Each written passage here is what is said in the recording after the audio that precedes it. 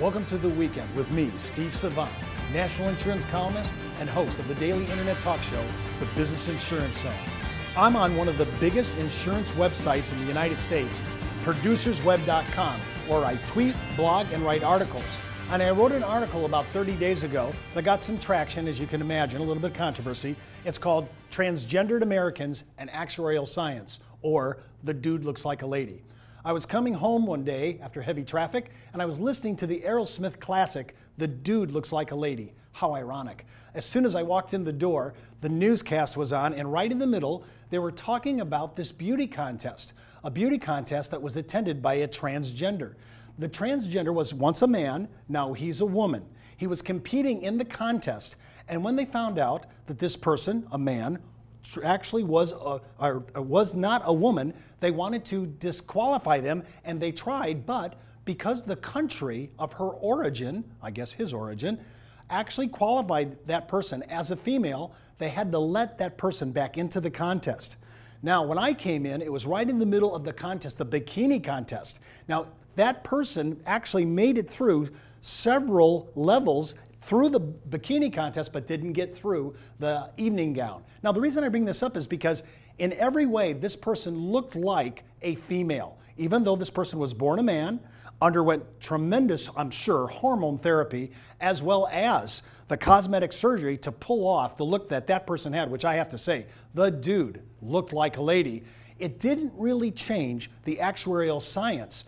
Our bodies are filled with over 100 million cells, and the DNA, or the genetic code, is what it is. It's very difficult to think about how we would arrange and start repricing everything so that it would agree with our social reengineering. There's certain things that science has to trump, even social reengineering.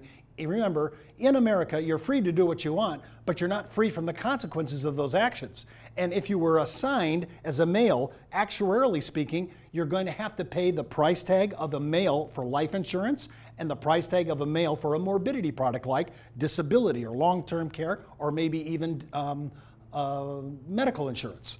So when I wrote this article, I wrote it basically to say you can go ahead and you can make cosmetic changes and hormone changes, but if this person came to underwriting, we'd still have to underwrite this person as a male.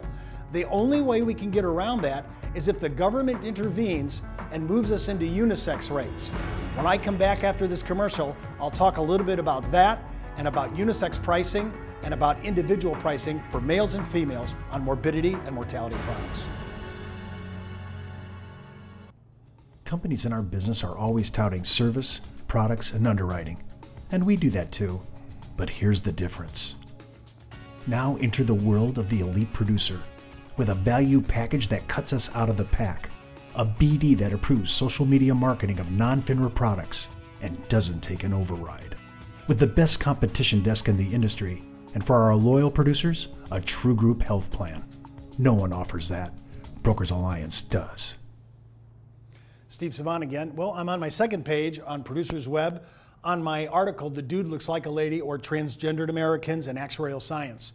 The mortality and morbidity tables have been priced out. We've had several CSOs. The one we're currently on product pricing is 2001.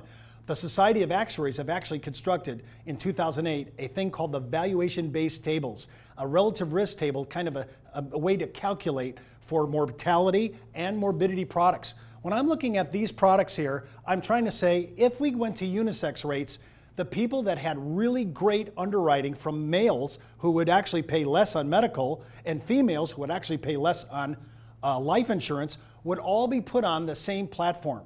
To go ahead and re-engineer this in the name of making everybody equal would actually be an infringement on the vast majority of people, because actuarial science can't support cosmetic surgery, nor can it support hormone therapy. It is what it is. The genetics are the genetics.